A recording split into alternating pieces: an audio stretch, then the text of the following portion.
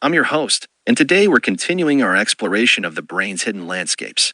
The title of this episode is From Spikes to Fields, Building the Bridge in Brain Modeling. Our main source for this episode is Neural Fields, Theory and Applications, edited by Stephen Coombes, beim Graben, Roland Potthast, and James Wright. We'll be focusing specifically on Chapter 2, which is a manuscript by Jack Cowan, titled A Personal Account of the Development of the Field Theory of Large-Scale Brain Activity from 1945 onward. This chapter dives into the mathematical and biological journey from individual neuron spikes to the smooth fields that describe population activity. Let's start with a guiding question. How do we move from the sharp, all-or-nothing spikes of single neurons to the flowing, continuous patterns that neural field theory uses to describe the brain? To understand the brain at scale, we need to translate the language of individual neurons, those brief electrical spikes called action potentials, into something that captures the collective behavior of millions or billions of cells. Chapter 2 of our book source takes on this challenge by showing us how mathematical tools and biological insights come together to build this bridge. At the most basic level, neurons communicate via spikes, brief, stereotyped bursts of electrical activity. These spikes are the digital signals of the brain, all-or-nothing events that can be described by detailed models like the Hodgkin-Huxley equations or, more simply, by leaky integrate and fire models. But when we zoom out, tracking every spike becomes impossible. Instead, we use the concept of a population firing rate, essentially, the average number of spikes per unit time in a group of neurons. This step is crucial. It allows us to smooth out the randomness of individual spikes and focus on the bigger picture. Chapter 2 introduces mean field theory, a mathematical approach borrowed from physics.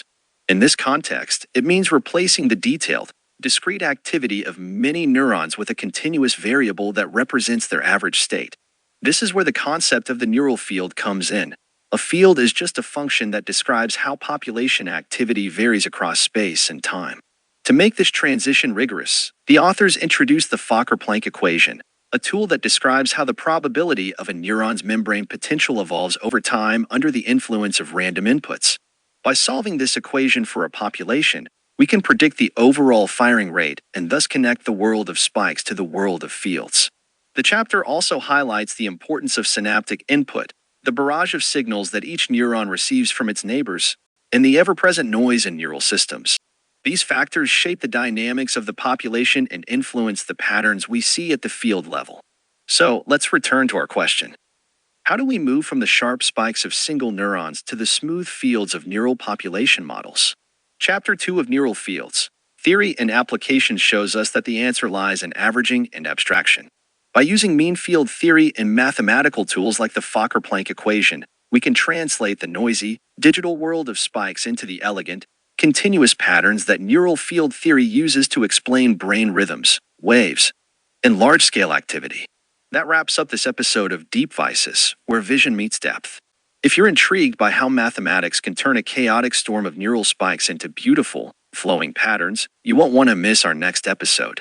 We'll be exploring how these neural fields interact, form patterns, and give rise to the rich tapestry of perception and cognition.